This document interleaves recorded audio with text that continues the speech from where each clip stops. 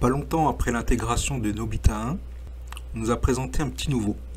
Brun, lunettes, chétif. Il rappelle l'apparence de Nobita 1. C'est pas passé inaperçu d'ailleurs. Les collègues féminins font remarquer la forte présence de ce profil au sein de l'équipe. C'est vrai qu'on a aussi des chefs qui sont aussi comme ça. Bref, Nobita 2, c'est un Tanguy.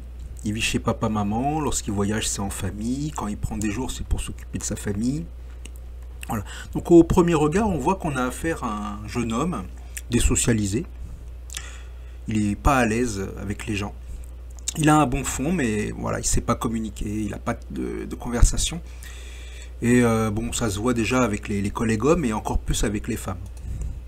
Et il met mal à l'aise les gens de par son allure, et en particulier les femmes qui gardent leur distance avec lui.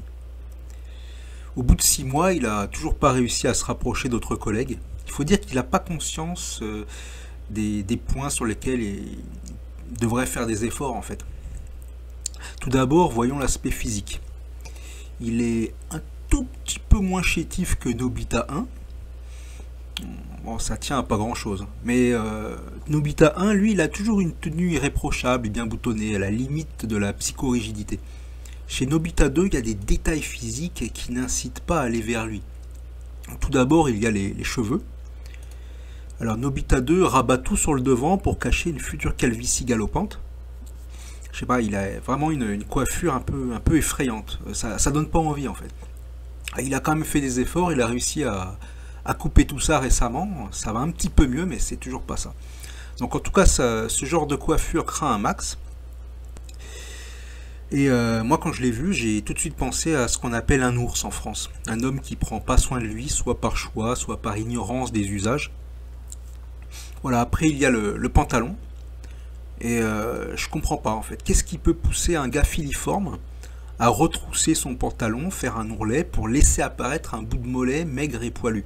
Je comprends pas. Voilà, ensuite il y a le problème des chaussettes. Il a que 3 paires de chaussettes. Je commence à être habitué à la couleur. Voilà, donc il en a une. Bon, je ne vais pas revenir sur le détail, mais bon. C'est horrible. En fait, les réunions ont lieu dans une pièce où tout le monde enlève ses chaussures. Et donc, comme on est accroupi au sol, on reconnaît les gens qui passent par leurs chaussettes, en fait. Et donc, Nobita 2, c'est le gars aux chaussettes jaunies et trouées. Donc, il y en a peu. Elles ont des trous, puis on dirait qu'il y a eu des brûlures dessus. Je sais pas ce qui s'est passé. Voilà. Donc, moi, quand je suis arrivé au Japon, on m'a très rapidement fait comprendre que les chaussettes devaient être nickel.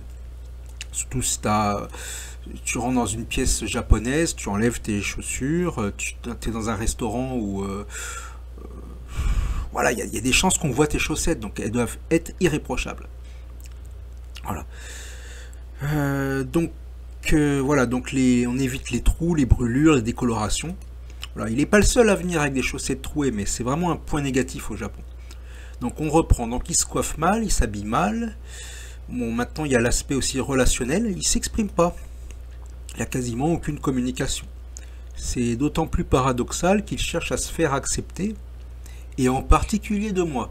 Voilà, il se trouve qu'on est souvent mis en binôme.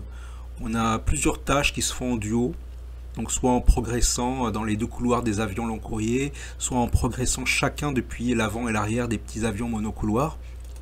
Du coup, on se rend sur le poste ensemble. Et il se trouve que moi, je discute de tout, je m'intéresse à plein de choses, je suis prêt à discuter sur plein de sujets avec lui. Mais par défaut, je fais comme les autres. Je me cale sur les comportements des hommes les plus expérimentés et les plus respectés de l'équipe. J'essaie de faire comme eux, pas faire de vagues. Et du coup, comme ils se taisent, je me tais. Par défaut, si on me parle, je parle. Voilà. Donc, dès le moment où la réunion de préparation au travail se termine, je me mets en mode Actarus. Je trace dans le long couloir, que j'appelle parfois la route numéro 7, et je fonce jusqu'au portillon d'entrée de la zone internationale. Puis je file sur la piste, où j'attends au garde à vous le départ vers une porte d'embarquement. Voilà. Et Nobita 2, lui, il n'hésite pas à me suivre. Et me coller aussi. Voilà, donc je vais vite et il se met à ma vitesse. Donc parfois, il sort de la salle de réunion avant moi et il se cale sur mon rythme. Donc moi, à ce moment-là, je l'appelais le pot de colle. Donc il essaie parfois de me parler, mais du fait qu'il n'a pas de conversation, il ne fait que poser des questions bizarres. Il me sort comme ça, t'aimes les glaces, hein?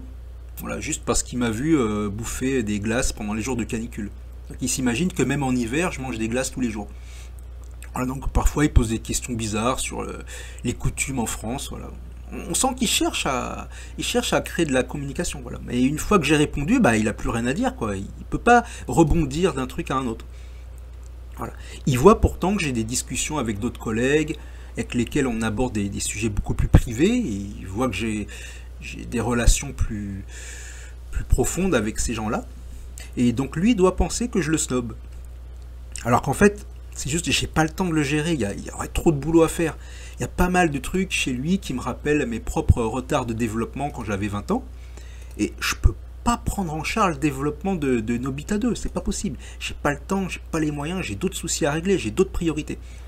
Voilà, donc du coup, il essaie de se faire accepter auprès d'autres. Mais bon, il s'y prend mal et puis il a mal choisi. Là, par exemple, il tente de se rapprocher d'un couple bavard qui colporte des ragots, qui critique tout le monde, et dont tous les collègues se méfient. Voilà. Bah, lui, il voit pas ça, il voit juste des gens qui l'écoutent, et donc voilà, il essaie de s'intégrer. Donc je vois de manière quotidienne les efforts qu'il fait pour se faire accepter, ou pour se rendre intéressant aussi, il veut montrer qu'il est là. Mais on a là le profil d'un Tanguy désocialisé, qui manque de repères, de guides, de modèles. Il fait un peu n'importe quoi, n'importe comment. Voilà, concernant sa voix, j'ai remarqué qu'il avait un flux de parole extrêmement rapide, sans aucune tonalité particulière, il a une voix monocorde, et il bouffe ses mots. Donc du coup, bah, c'est incompréhensible, et je suis obligé de lui faire répéter une fois, deux fois. Alors, on pourrait penser que c'est mon niveau de japonais qui fait défaut, mais les collègues japonais aussi lui font répéter. Donc ça vient de lui en fait, donc c'est pas bon signe pour lui, pour son intégration. Voilà, je le déteste pas parce que je sais qu'il a un bon fond, mais toutes ces caractéristiques font de Nobita 2 un profil problématique que je ne peux prendre en charge. C'est pas à moi de le faire, j'ai pas le temps. Voilà, il y a eu un événement sur la piste qui m'a énormément déçu. On avait une intervention rapide à faire. L'avion venait d'arriver sur la piste, il fallait faire vite. Donc il y a un véhicule, on doit s'engouffrer dedans assez rapidement. On peut mettre 8 à 9 personnes dedans. Et donc on s'engouffre dans le véhicule et Nobita 2, sans le savoir, il se met à la place d'une femme qui avait laissé son sac exprès sur la banquette pour signaler sa place. Cette femme, d'une cinquantaine d'années, était du Kansai et avait une personnalité forte. Souvent ça va ensemble. Voilà, elle est arrivée face à Nobita. Et un seul mot est sorti de sa bouche, d'un ton autoritaire. Elle a fait « Oi !» Nobita 2, il est descendu dardard du véhicule pour céder sa place, comme un petit chien obéissant, aucune dignité. Un simple coup de pression, et il accepte n'importe quelle autorité. Ah, ça a bien endommagé l'image que j'avais de lui, en fait. Je peux pas la respecter si lui ne se respecte pas un minimum. Il y avait plein de trucs à faire, il y avait... regarder la bonne femme mollement, dire oui, qu'est-ce qui se passe, voilà, ou au moins ralentir, quoi. Voilà, t'es pas obligé de te mettre au garde à vous comme ça, juste pour un oi. Voilà. J'essaie à ma manière de l'aider. Là, lors d'un conflit avec une collègue qui s'est fini en réunion devant le boss, le nom de Nobita 2 est sorti et j'ai tout fait pour qu'il soit pas mêlé à ça. Voilà, il se trouve que Nobita 2, il a un autre défaut encore, il a un ricanement nerveux. Dans toutes les situations. Donc c'est pas pour se moquer, mais réellement un tic nerveux. Voilà, je m'en suis rendu compte lorsque j'ai failli faire tomber un truc dans l'avion, et que lui n'a rien trouvé d'autre à dire que hé hé, alors qu'on avait frôlé l'accident, quoi. Voilà, il avait refait son hé hé, alors que j'avais un conflit avec cette collègue, et elle avait interprété ça comme une moquerie, donc elle avait essayé de remettre ça sur le tapis pendant la réunion. Voilà. Et donc là, moi ce que j'ai fait récemment, je l'ai pris à part. Je lui dis viens par ici, il n'a pas compris, il ne s'attendait pas à ce que je l'appelle. Je l'ai pris à part et pour l'avertir sur cette collègue et lui parler justement de ce tic nerveux qui pouvait jouer contre lui. Voilà, je l'ai aussi couvert à propos d'une faute de sa part. Il y avait une portière laissée ouverte sur un véhicule spécial sur la piste. Le genre de poste qui doit toujours être accroché parce qu'il y a du vent, etc. Voilà. Donc ce genre de faute qui alimente les discussions au sein des groupes de mégères dans l'équipe. Faut éviter que ça se sache, et le mieux c'est d'éviter de le faire aussi. Donc récemment, elles avaient fait tout un foin parce que Nobita 2 avait utilisé un sac qu'il fallait pas. Franchement, il n'y a pas de quoi raconter des histoires, c'est juste un petit sac en plastique. Voilà, sauf que c'était pas le nôtre, c'était à la compagnie aérienne, etc. Le sac, il vaut rien, il vaut même pas un yen. Voilà.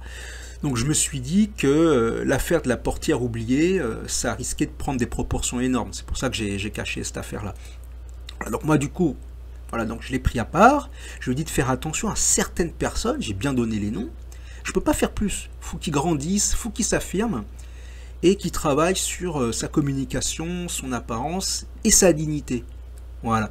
Donc voilà pour ce profil de Nobita 2. Et je vous retrouve plus tard pour le Nobita 3 qui est aussi assez gratiné. Allez, salut!